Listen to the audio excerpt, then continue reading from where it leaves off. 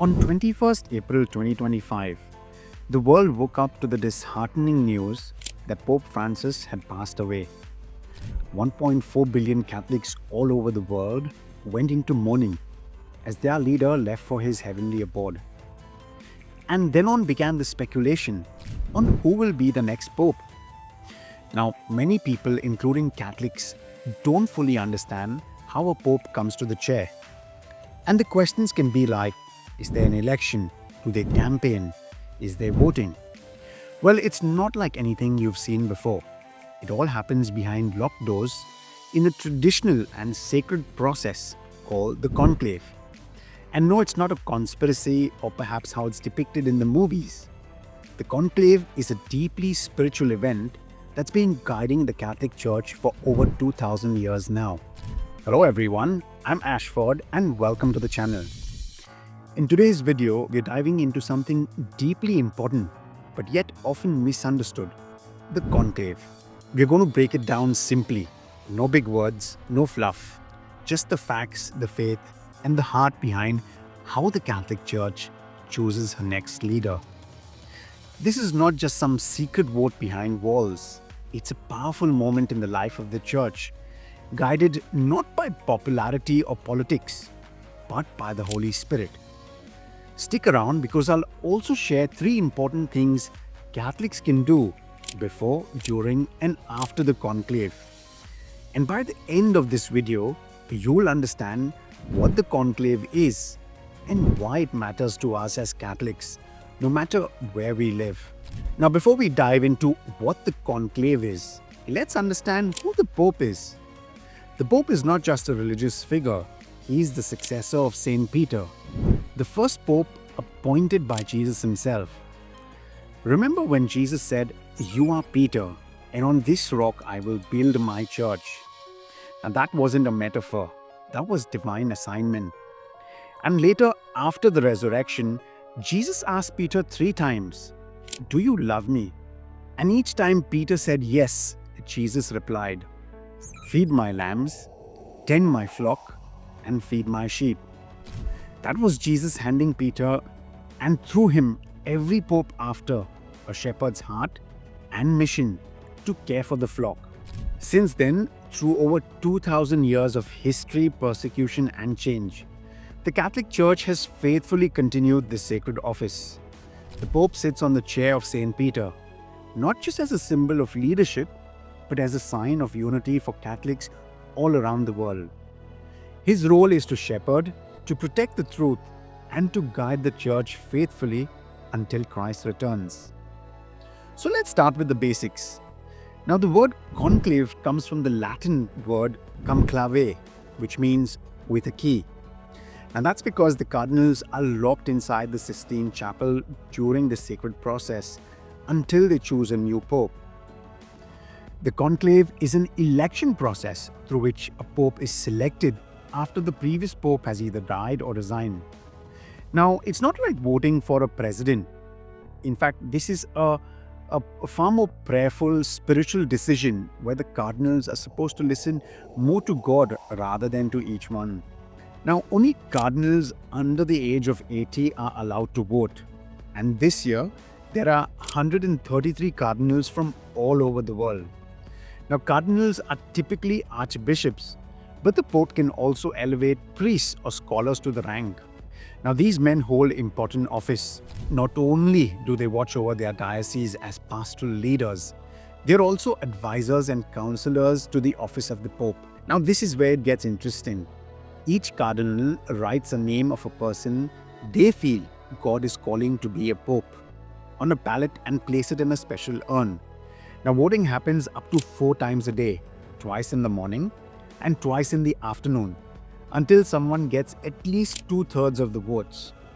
Now, you've probably seen those dramatic chimney shots on the news, haven't you? Well, after each round of voting, the ballots are burned.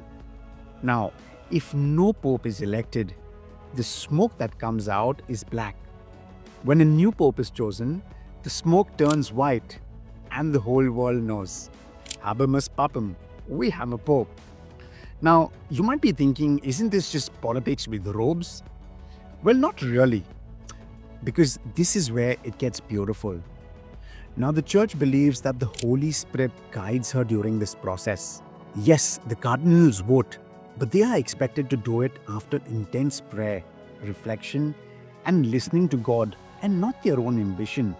Now, it's not about who's popular or who speaks the best or who has the best CV.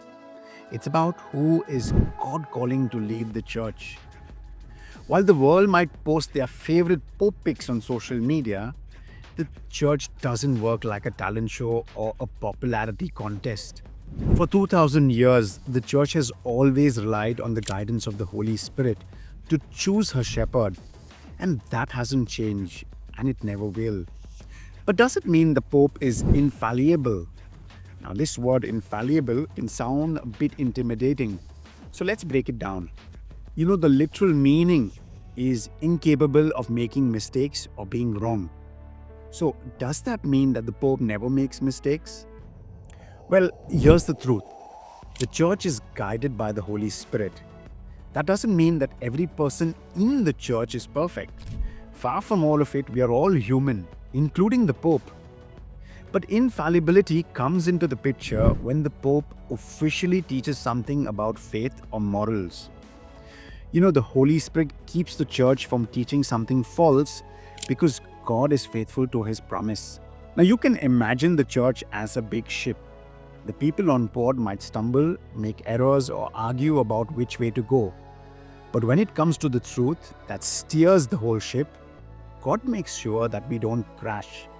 And infallibility is like that anchor that keeps the church steady even in stormy waters. Now, not everything the Pope says is infallible. For a teaching to be considered infallible, it must meet 4 clear conditions. Number 1, the Pope must be speaking as the Pope and not just sharing his personal opinion.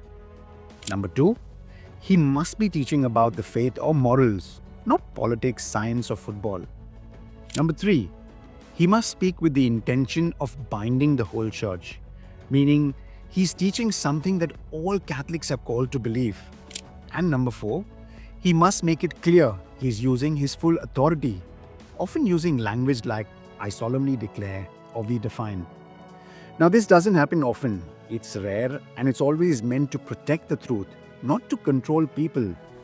It's about being faithful to what Jesus taught us, not adding new ideas.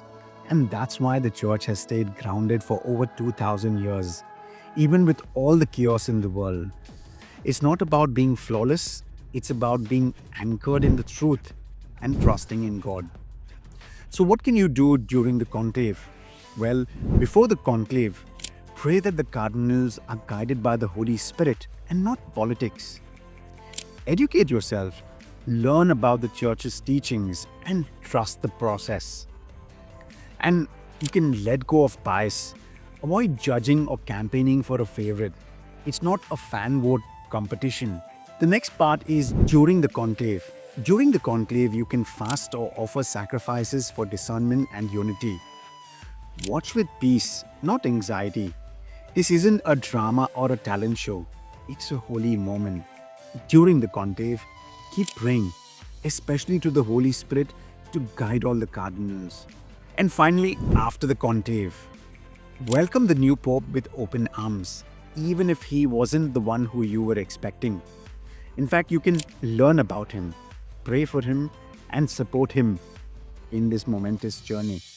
You can even reflect, what does his leadership invite you to do in your own walk with Christ? The conclave is one of the most sacred and mysterious parts of the Catholic faith.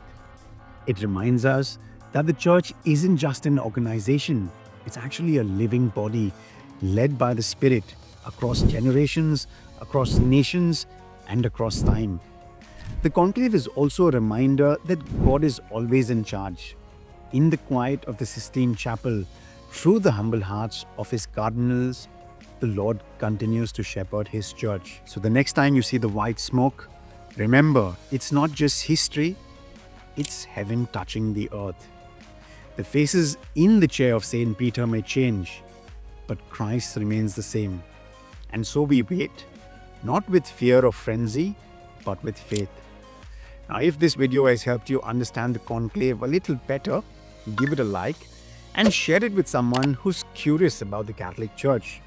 And subscribe for more content that connects faith with everyday life. Let's keep growing, praying, and keep trusting that God always provides the leader we need, not always the ones we expect. I'll see you in the next one. Till then, take care and God bless.